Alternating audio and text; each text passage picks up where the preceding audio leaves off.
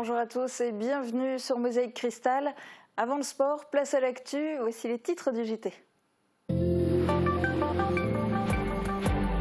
La production en série du Grenadier vient de démarrer à Ambach. Le président d'Ineos Automotive a dévoilé les prochains objectifs, produire 20 000 grenadiers d'ici fin 2023 et développer les énergies alternatives, notamment un modèle avec pile à combustible dont la production est envisagée pour 2026. Une mare artificielle est en cours d'aménagement à Bettwiller. Dans le cadre des trames vertes et bleues, en partenariat avec le Parc naturel régional des Vosges du Nord, elle doit permettre de recréer de la biodiversité. Les écoliers pourront y observer la faune et la flore locale. Un concert dessiné dans le cadre du festival Euroclassique. Les violons barbares ont fait étape à Bitche avec des sonorités de Bulgarie et de Mongolie. Dernier événement de ce festival dans le pays de Bitche, les aéronautes, samedi à Petit-Réderchin. Déluge de pluie mais averse de médailles pour les 800 élèves de CM1 et CM2 qui ont participé au cross des écoliers de la Casque. 24 groupes scolaires du territoire de la communauté d'agglomération Sarreguemines-Confluence y ont participé cette année. Les enfants avaient eux-mêmes dessiné leur dossard sur le thème sport et santé. Et comme tous les lundis, c'est jour de sport sur Mosaïque Cristal. David, tu vas nous parler de quelle discipline aujourd'hui ?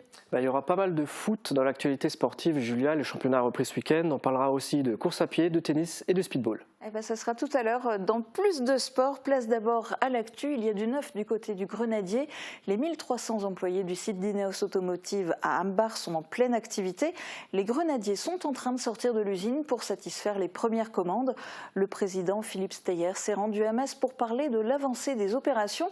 Nous lui avons posé quelques questions pour faire le point sur la production. Reportage de Thibaut Desmerlet. La production en série du Grenadier vient de débuter. Après moins d'1 an de travaux pour adapter la ligne de production sur le site de Ambach, le nouveau véhicule d'Ineos Automotive va pouvoir s'exporter. Le président, Philippe Steyer, était l'invité au Cercle des Parèges à Metz. Une occasion pour présenter l'actualité de la société. Premier objectif, produire 20 000 grenadiers avant fin 2023. La phase maintenant qui suit, c'est vraiment une phase de montée en cadence. Monter en cadence au niveau de l'usine, monter en cadence au niveau de nos fournisseurs pour être en mesure d'arriver dès le début de l'année prochaine à notre vitesse de croisière en termes de production et du coup en termes de livraison pour nos clients. Donc ça c'est cette première phase. Ensuite très rapidement il y a un pick-up qui va arriver en production troisième trimestre de l'année prochaine, commercialisé dans la foulée. Donc voilà, ça c'est les étapes on va dire sous 12 mois. Avec le développement des motorisations alternatives comme l'électrique ou l'hydrogène, la société a fait le choix de produire un 4x4 thermique inspiré du Defender de Land Rover. En fait, aujourd'hui, on est convaincus et les premiers retours et les précommandes qu'on a aujourd'hui le confirment qu'il y a réellement un potentiel pour ce type de véhicule-là. Il y a un besoin pour ce type de véhicule-là, principalement de professionnels qui ont besoin d'un outil de travail et qui vont utiliser le Grenadier comme un outil de travail dans l'exécution de leur activité. On a beaucoup de contacts avec les services d'incendie, avec la sécurité civile. Le carnet de commandes est couvert jusqu'à septembre de l'année prochaine. Ineos Automotive occupe désormais une place sur le marché où la concurrence est rare. Il y a quasiment, voire plus d'offres. Donc c'est vrai qu'on vient occuper une niche sur le marché qui était devenue disponible. À peu près en termes de volume sur 20% de notre volume en Europe et 80% du volume à l'export, donc hors Europe. Le prix de base du véhicule s'élève à 69 000 € et pourra avoir un moteur diesel ou un moteur essence. Mais la société souhaite aussi se développer dans les énergies alternatives.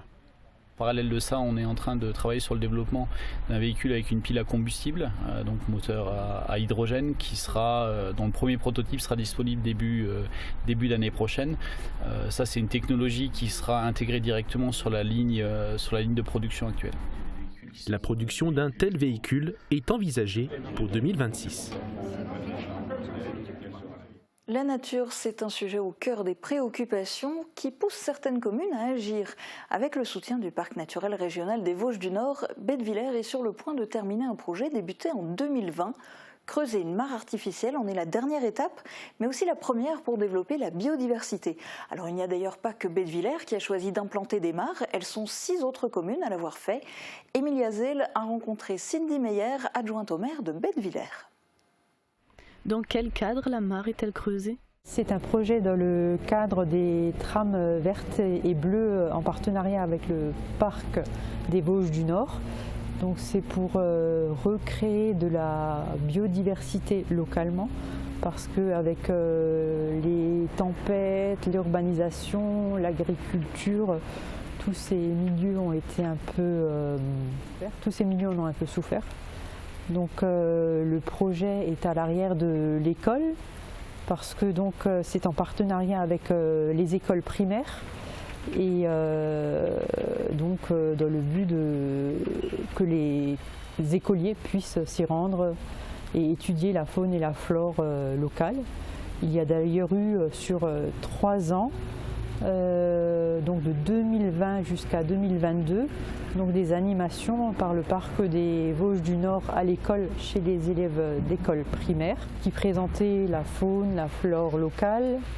Ils ont fait également des plantations sur l'école, sur le stade qui se trouve juste à l'arrière. Et il y aura également des plantations là au mois de décembre autour de la mare. Quel a été le coût du projet? Le coût global du projet, donc dans le cadre des trams vertes et bleues avec le parc des Vosges du Nord, qui comprend les animations, la mare et la plantation des bosquets, est de 44 000 €. Et donc de ces 44 000 €, il reste 12 000 € à la charge de la commune. Le reste, donc, ce sont le parc et ses partenaires qui le prennent en charge. Côté culture, le festival transfrontalier Euroclassique se poursuit, arrive bientôt à son terme. Samedi, il a fait étape à Bitche avec un concert des Violons Barbares, une musique exotique empreinte de joie de vivre. David Aurès y était pour nous.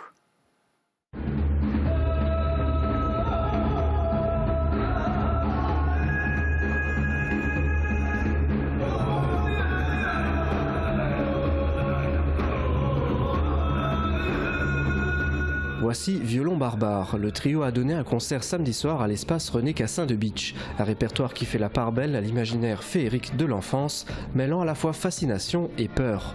Des traits qui caractérisent les contes et légendes de Bulgarie et Mongolie. Un voyage porté par le chant guttural.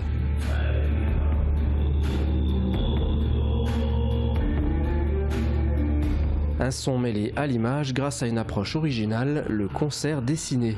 Le public a répondu présent à ce 22e rendez-vous du festival Euroclassique sur 26 concerts partagés entre le pays de Bitche et la Rhénanie-Palatinat. Côté Beacherland, le dernier concert est prévu samedi à Petit-Réderchin avec la compagnie Les Aéronautes.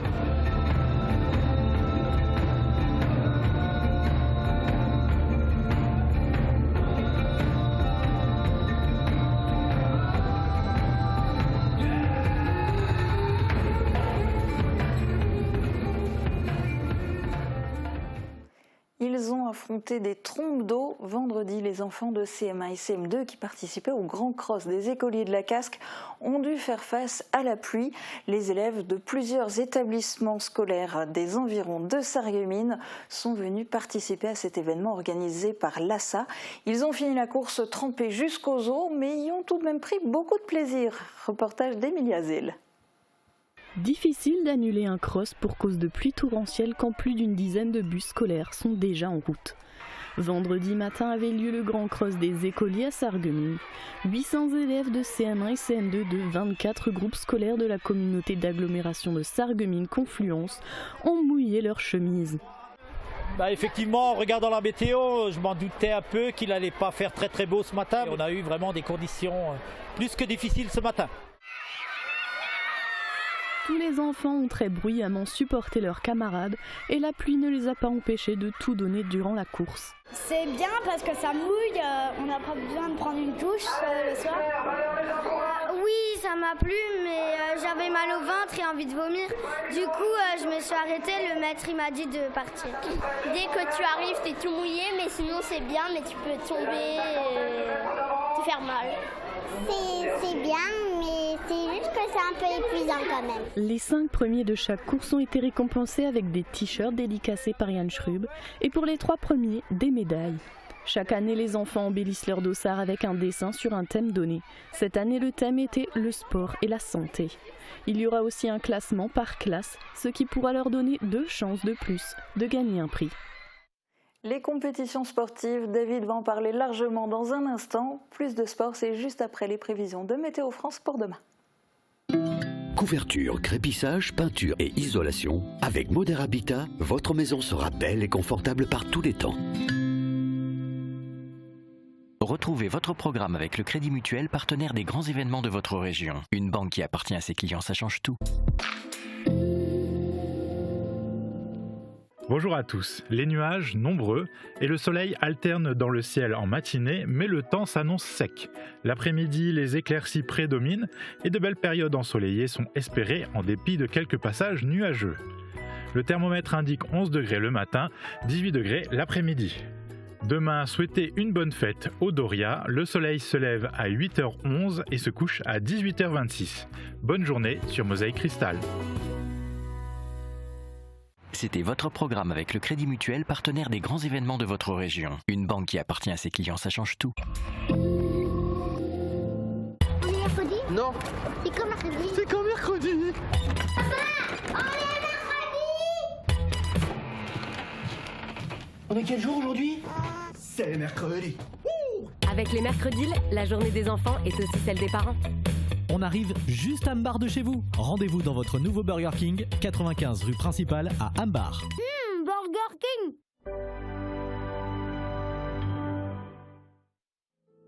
Le 29 octobre, danse aérienne et musique se rencontrent à Petit-Réderchin avec la compagnie Les Aéronautes. Le temps d'une soirée, la harpe et la danse fusionnent afin de créer un spectacle musical et visuel. Programme complet et billetterie sur www.festival-euroclassique.eu. À l'accueil, caisse du soir. À partir du 1er novembre, nouvelle réglementation pneus hiver. Faites confiance à Speedy. Pour vos pneus, faites confiance à Speedy, 34 rue Maréchal Foch à Sarreguemines. Dans la vie, vous avez appris à vous méfier des offres trop alléchantes, à ne pas acheter n'importe quoi, n'importe où, et à protéger vos codes secrets. Sur Internet, apprenez à déjouer les pièges, repérez les signes qui sécurisent vos achats, et ne communiquez vos mots de passe ni par mail, ni par texto, ni par téléphone. Votre sécurité commence par votre vigilance. Tous nos conseils cybersécurité sur lesclésdelabanque.com.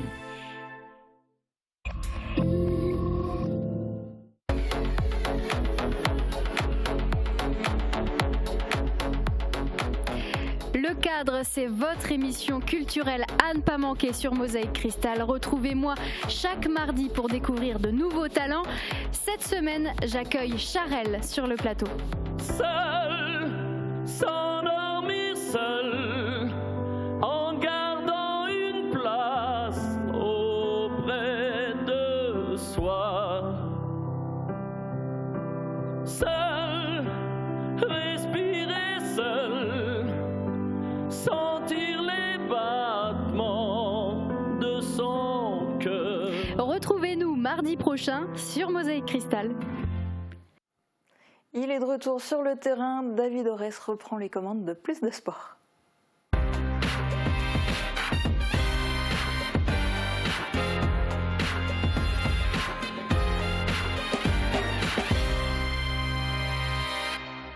Nouvelle journée de championnat ce week-end en Régional 1 Poule B. Le SFC affrontait l'équipe B d'Épinal, un match qui s'est soldé par la victoire des Sarregueminois 2-0. C'est la deuxième cette saison. Retour sur la rencontre dans ce résumé de Dan Lambert. Alors c'est la 6e journée de championnat. Sarreguemines est venu rendre visite au stade de la Colombière à Épinal. On va voir les images, un match qui débute plutôt en faveur d'Épinal, qui a multiplié les coups de pied arrêtés, mais qui surtout était installé dans le camp des Sarregueminois. Et là on voit un coup de pied arrêté qui va passer par-dessus, mais enfin c'est à l'image de cette première mi-temps où les Spinaliens ont été meilleurs que les Sarregueminois. Là on voit un raid solitaire de Mohamed Boutargui, il en aura d'autres dans la rencontre, il va amener un bon centre, mais sans danger pour le gardien Yacine Teba. Là on voit encore une intervention dans la surface, le ballon il circule dangereusement dans la surface et regardez l'intervention du gardien Florian Trimborne qui va être précieux. Vous en verrez d'autres tout à l'heure, mais enfin il aura été très précieux. Là-bas un défenseur aura pris le meilleur un attaquant aura pris le meilleur sur la défense sarregueminoise et ce sera une longue frappe mais qui ne sera pas marquée. Et là on voit Adel Gendez et regardez une faute, une grossière erreur. Là il va faire tomber Mohamed Boutargui, ce qui est vraiment vraiment dommage parce qu'il était sans danger et ce qui va provoquer le pénalty. Mohamed Boutargui qui frappe mais en 2 temps. La deuxième sera la bonne. Ouverture du score pour Mohamed Boutargui et vous allez le voir, il va venir nous saluer là à la caméra. Il est fier, Mohamed Boutargui, qui est en train d'entrer dans le cœur des Sarguminois, à multiplier les exploits comme il le fait. Coup de pied arrêté encore une fois et là à bout portant, regardez cette frappe à bout portant et Florian Trimborn qui s'est envolé. Vraiment une magnifique intervention de Florian Trimborn. Les Sarguminois mènent 1-0. Là, on va voir une inspiration divine de la part de Cécile Stephenson qui donne ce ballon magnifique. Encore une fois, Mohamed Boutargui, il ouvre son pied droit, petit filet. Le but est magnifique, mais la passe décisive l'est tout autant. Adel Gendez qui va faire à peu près la même chose avec un très bon ballon donné pour Mohamed Boutargui, mais un peu moins de réussite cette fois-ci, puisqu'il va essayer de la rendre à Adel Gendez, mais Adel Gendez qui va manquer sa frappe. Belle intervention toutefois. Là, un tacle manqué et on a failli prendre un but sur cette action avec Samir Haïdi qui va mettre une lourde frappe. Là, une grossière erreur du défenseur spinalien et regardez le super ballon là que va essayer d'ouvrir le pied encore une fois Mohamed Boutargui, malheureusement sans succès. Superbe ballon donné par Adel Gendez, ballon remis pour Adama Mbaye, il a hésité mais c'est le gardien qui va sortir ce ballon. Victoire des Sarguminois aujourd'hui, 2-0, c'est une très bonne opération pour les Sarguminois qui finalement se repositionnent dans ce championnat avec un début de championnat difficile et une deuxième défaite d'affilée pour les Spinaliens qui venaient d'être défaits la semaine, non en championnat, pas la semaine dernière parce qu'ils se sont qualifiés, mais la fois d'avant. Et donc pour les Sarguminois c'est une très bonne opération et voilà une bonne suite pour Jamel Ferjani qui continue son très bon palmarès avec les Sarguminois. On vous dit à la semaine prochaine contre Boulay à domicile, j'espère pour une victoire. À très vite. Merci Dan. Une victoire qui est bien sûr la bienvenue après un démarrage difficile. Le SFC commence à sortir la tête de l'eau. On écoute l'homme du match, Stephenson Cécile, au micro de Dan Lambert. Voilà, on est de retour au direct et je vous l'avais dit, on a avec nous Cécile Stephenson. Bonjour Dan. Bonjour, en tout cas ça nous fait vraiment plaisir que tu sois là Stephenson parce que tout à l'heure pendant le direct je disais c'est l'homme du match. Merci. J'ai beaucoup apprécié ta prestation d'aujourd'hui parce que tu as musclé ton jeu, on voit que tes interventions sont de plus en plus intéressantes et aussi cette passe décisive qui est un véritable caviar hein, pour ton ami Boutargui. Hein. Ouais, c'est vrai que par rapport à ça Jamel il m'a fait beaucoup de reproches. Les années même où il me coachait par rapport à ma justesse technique, j'ai essayé de m'appliquer au mieux que je pouvais sur cette passe pour le mettre en condition de marquer et voilà. Et c'est ce que tu as fait aujourd'hui, mais j'étais encore davantage admiratif de tes interventions parce qu'aujourd'hui dans ton rôle de milieu récupérateur, c'est tes interventions, ton impact physique qui a été très précieux dans la rencontre. Ouais, je sais, ouais. Bah, c'est une de mes qualités, ça veut dire que j'essaye de jouer le plus sur ma qualité physique pour aider au mieux l'équipe.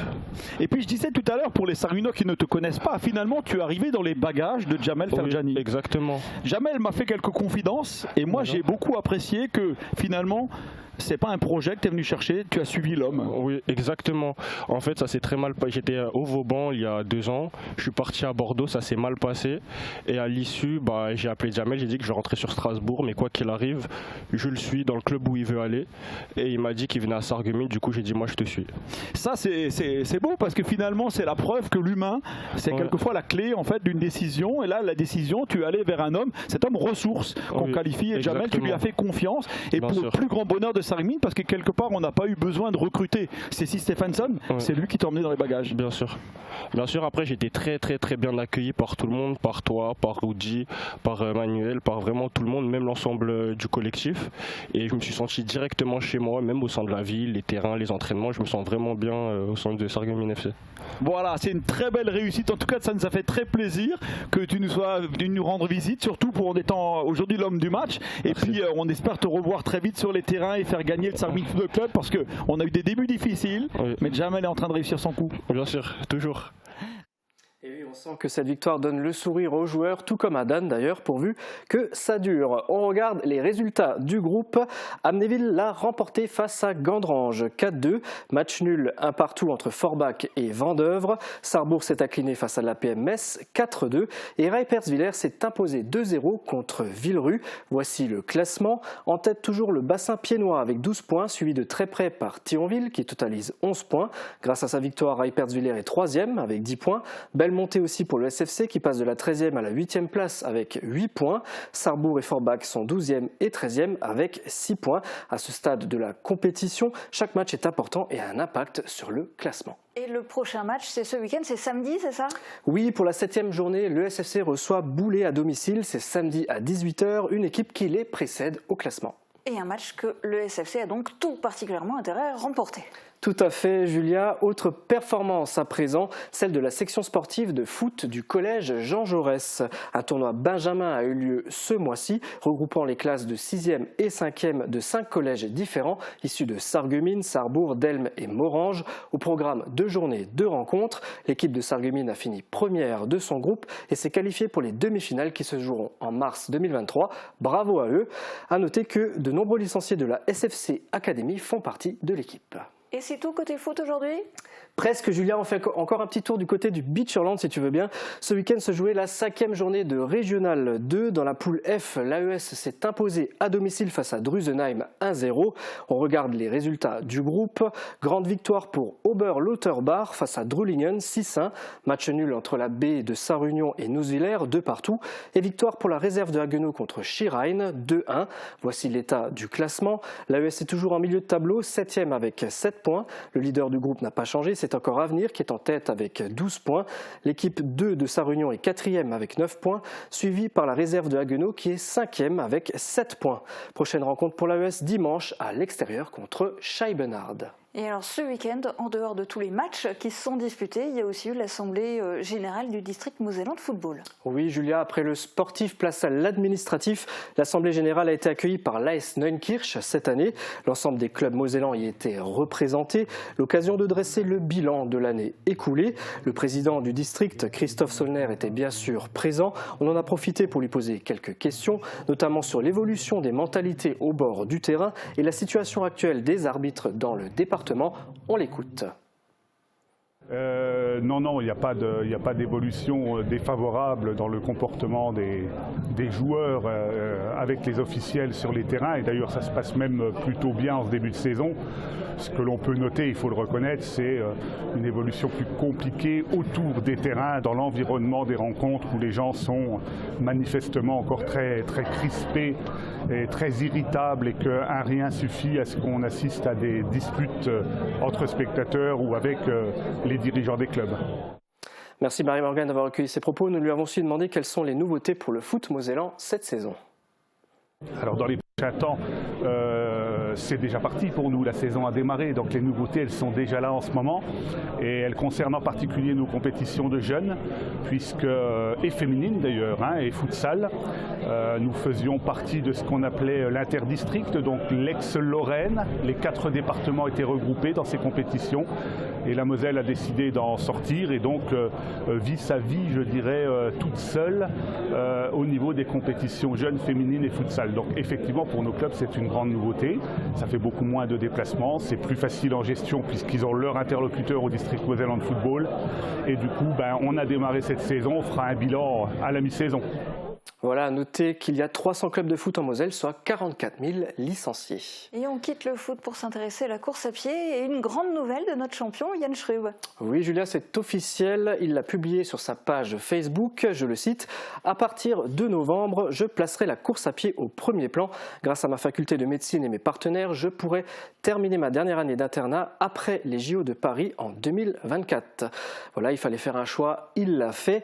L'objectif pour Yann Schrub, c'est augmenter le nombre d'entraînements pour améliorer ses résultats sportifs. Cela lui permettra également d'optimiser son temps de récupération, mais cela ne va pas dire qu'il abandonne ses études, ce n'est qu'une pause, Julia. Et avec, du coup, on l'espère, d'encore meilleurs résultats à la clé. Alors, événement sportif du week-end, on n'en a pas encore parlé, mais c'était le début des internationaux de tennis à Sarreguemines. Tout à fait, le tennis est à l'honneur en ce moment dans la cité faïencière. Les internationaux de Sarreguemines ont débuté hier. C'était une première grosse journée de qualification. Toute la semaine, des activités supplémentaires sont prévues pour cette nouvelle édition avant la grande finale dimanche. Petit résumé dans ce reportage de Thibaut Desmerlet. À l'AS Sarreguemines Tennis, on s'est échangé les premières balles du tournoi. C'était la première grande journée de qualification pour les internationaux de Sarreguemines. Plusieurs joueurs de nationalités différentes étaient présents, avec évidemment des Français. On avait notre joueur local, Julien Kaufmann, qui a pu profiter pour faire ses premiers pas dans un tournoi professionnel. Bon, il a perdu contre plus fort que lui, mais il a une très belle expérience de prise pour lui. Ouais. Très, très sympa. Ouais. Défaite 6-2, 6-1. D'autres Français se sont affrontés sur le terrain comme Louis Dussin et Grégoire Jacques. Ce dernier remporte le match 7-6, 6-4 et dispute les secondes qualifications qui ont lieu aujourd'hui. Les premiers tours se dérouleront mardi. Des têtes d'affiche seront présentes. La présence de notre tenant du titre, Dan Haddad, qui est 300e mondial, qui vient donc défendre son titre ici. La présence d'Hugo Schott, qui sera invité par l'organisation et qui jouera sans doute mardi ou mercredi soir. On va essayer de le programmer le plus tard possible, le mardi soir ou le mercredi soir, pour qu'il y ait un maximum de personnes qui puissent venir voir Hugo jouer. Son adversaire sera connu après les tirages au sort qui auront lieu aujourd'hui. Pour cette nouvelle édition, le club a prévu plusieurs animations cette semaine. Les enfants pourront notamment jouer contre les professionnels mercredi.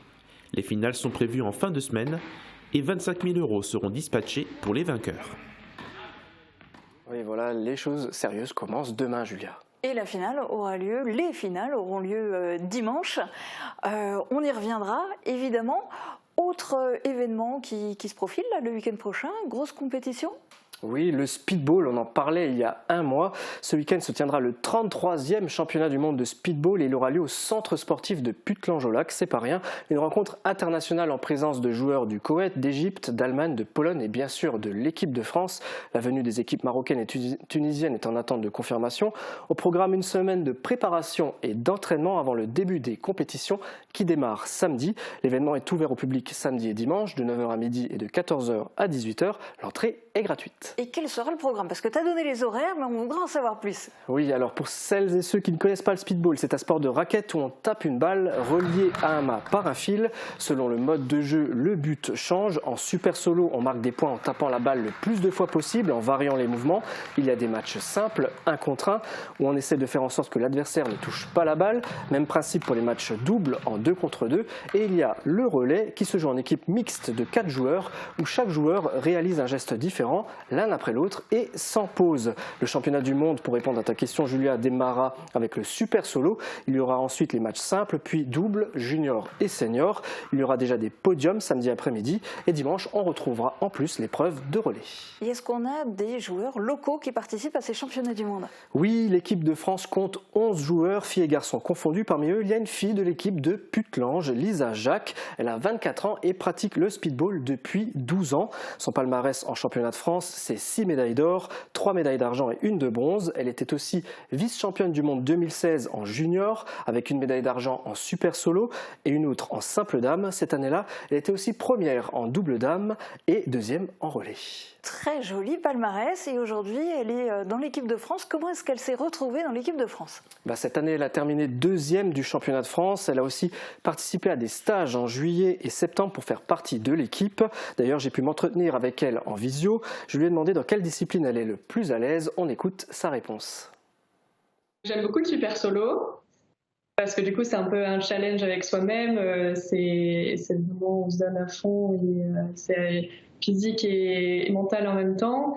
Et les matchs doubles, j'aimais pas trop ça au départ, mais finalement c'est vachement intéressant aussi et c'est encore différent des matchs simples et ça va vraiment vite et il faut à la fois attaquer pour faire perdre l'adversaire et en même temps protéger son coéquipier.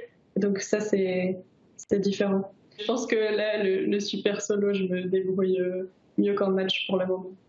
Et on verra ce week-end si c'est concluant. J'ai aussi demandé à Lisa comment elle prépare et appréhende la compétition. J'essaye de m'entraîner au mieux chez moi. J'ai un speedball dans mon jardin.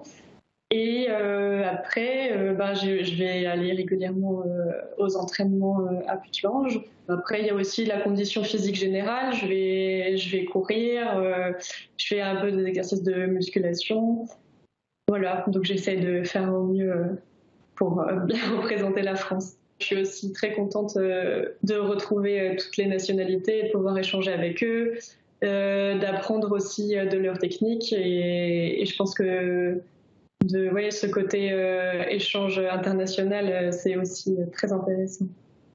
Voilà un événement qu'on suivra de près ce week-end, Julia. Absolument, merci David. Alors on a pris aussi l'habitude dans cette émission de te voir transpirer à la fin, de te voir tester un sport. Cette semaine, tu nous proposes quoi ?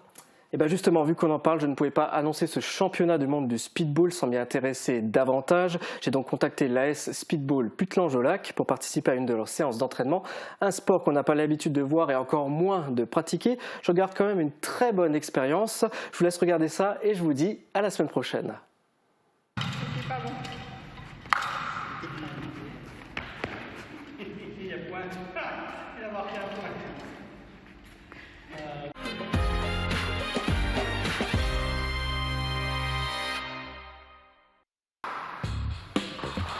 Bonjour à toutes et à tous, je suis au COSEC de Putelange-au-Lac. Aujourd'hui, on va découvrir un sport dont vous avez peut-être entendu parler. On l'entend là peut-être déjà avec le bruit. Il s'agit en fait du speedball. Regardez.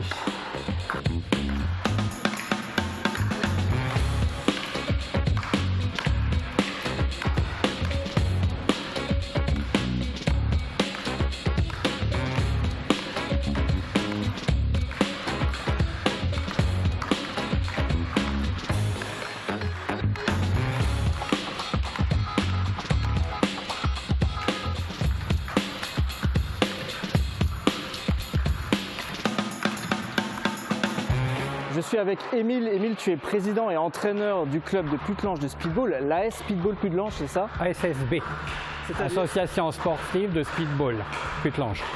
Est-ce que tu peux me raconter l'histoire du club? Alors, le club a été créé en 2012. Alors, je faisais déjà du speedball depuis 5 ans dans un autre club qui était Houndelin.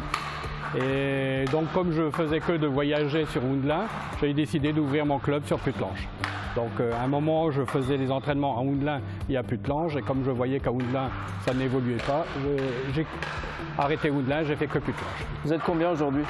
Alors aujourd'hui, aux dernières statistiques, puisqu'on vient de commencer une rentrée, une vingtaine. Émile, quel est le palmarès du club? Alors en 10 ans d'existence, le palmarès du club, moi je vais compter que les championnats de France, parce que ce sont les plus importants. C'est 70 podiums, donc 1, 2, 3, au championnat de France. Et 2 au championnat du monde. Et 2 médailles au championnat du monde. Il y a combien de clubs en France de speedball? On est entre 15 et 20 clubs actuellement. Du coup, on est un petit peu sur un sport de niche. Est-ce que c'est plus facile d'accéder à un titre? Non, pas du tout, puisque aujourd'hui, il faut faire des minima. Et les minima, une fois qu'on fait un championnat départemental, on remonte nos résultats et c'est la fédération nationale qui décide qui est convoqué ou pas pour les championnats de France.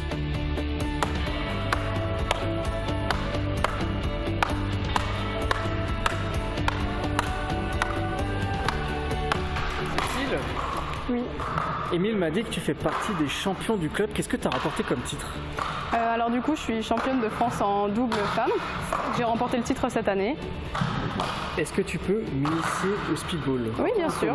Alors on va faire un super solo, c'est le mouvement de base et on joue tout seul face au poteau. C'est parti.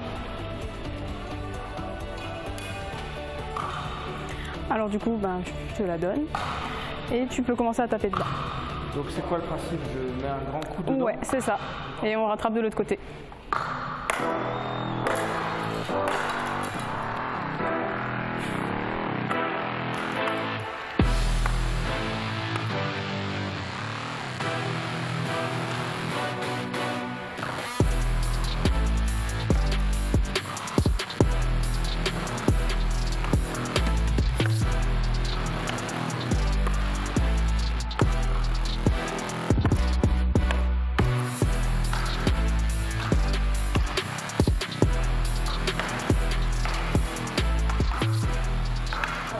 Bon Cécile, j'ai eu beaucoup de loupés. Qu'est-ce qui va pas? Alors principalement c'est le positionnement.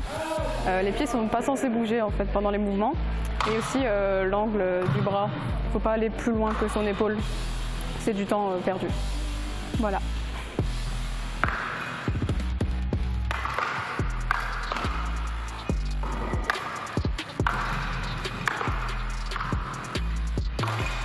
En fait, on pourrait croire que c'est abordable, mais c'est pas si simple de toucher la balle.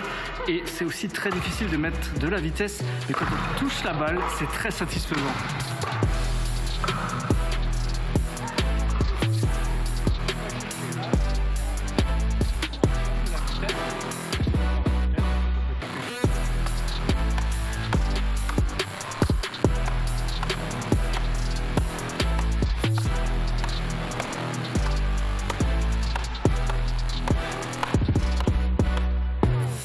suis avec Perrine qui fait du speedball ici, mais tu as un statut un petit peu particulier. Perrine, tu es arbitre. Tout à fait, donc je suis arbitre au niveau France. Je suis amenée aussi à arbitrer au niveau départemental et quand on fait des Open ou des petits championnats, des choses comme ça. J'ai discuté tout à l'heure avec Émile, il m'a dit que tu vas changer bientôt de statut. Tu peux m'expliquer? Tout à fait, on va accueillir donc les championnats du monde et à ce moment-là, je deviendrai arbitre au niveau mondial.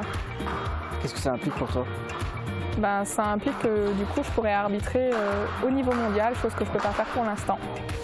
À quel moment tu t'es dit je veux devenir arbitre de speedball? Tout simplement parce qu'en fait la compétition commençait à me lasser, j'avançais plus tellement au niveau compétition. Donc je me suis dit que comme on manque d'arbitres, je vais faire arbitre. Et depuis je suis devenue arbitre. Ça te plaît? Énormément.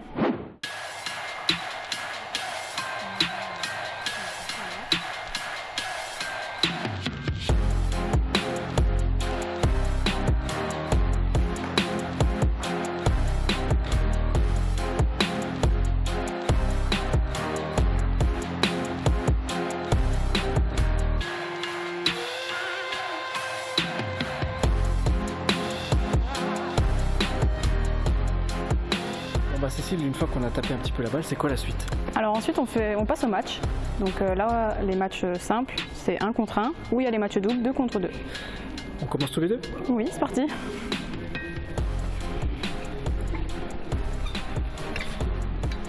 Avant de démarrer, il faut juste savoir que pour marquer un point au speedball, il faut faire 2 fois le tour de masse sans que l'adversaire ne touche la balle.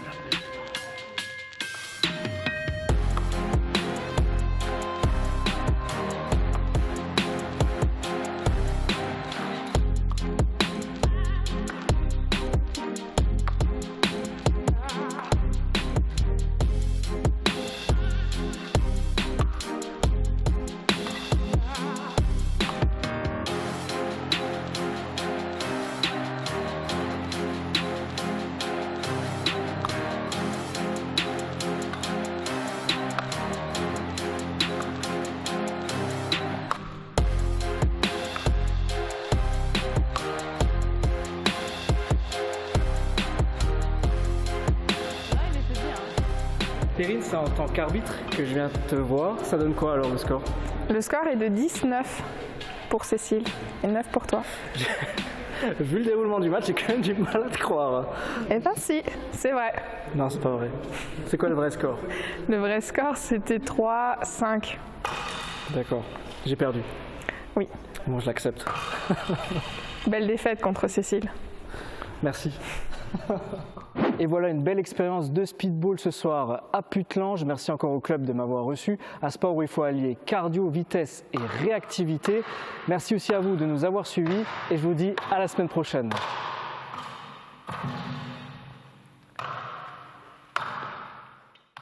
Et oui, on retrouve David lundi prochain pour de nouvelles aventures sportives.